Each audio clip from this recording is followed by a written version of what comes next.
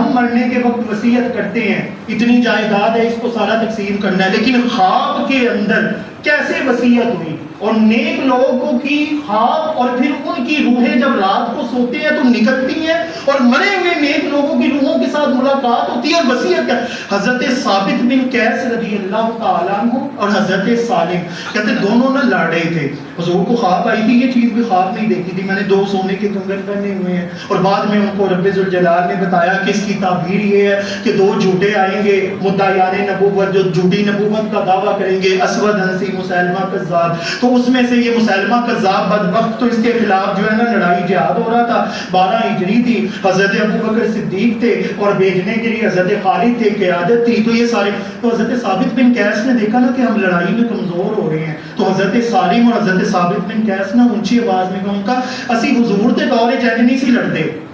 ہم حضور کے دور میں ایسے نہیں لڑتے تھے، کیا کیسے لڑتے تھے؟ انہوں نے نا زمین کے اندر ایک گڑھا کھود کے نا اندر ایک سیفٹی کا سارا بنا کے مورچے کی طرح، مگر اس طرح لڑتے، کہتے لڑتے لڑتے نا حضرت ثابت بن قیس بھی شہید ہو گئے، حضرت سالم بھی شہید ہو گئے۔ اگر شہید ہوئے نا تو ان کے حضرت ثابت بن قیس نے ایک بڑی مہنگی اور خوبصورت زرہ پہنی ہوئی تھی، وہ کسی بندے نے اتار لی، حضرت ثابت بن قیس نا اب رات کو نا خواب میں آئے کسی کے، اور خواب میں آ کے نا اس کو پہلی بات یہ کہتے ہیں، امام ابن اسیر نے اسد الغابہ کے اندر لکھا ہے فی معرفت الصحابہ اور دیگر روایتوں میں آپ کو مل جائے، آ کے اس کو کہتے ہیں پہلی بات تو یہ کہ خواب جھوٹا سمجھ کے نا اس کو نظر انداز نہیں کرنا،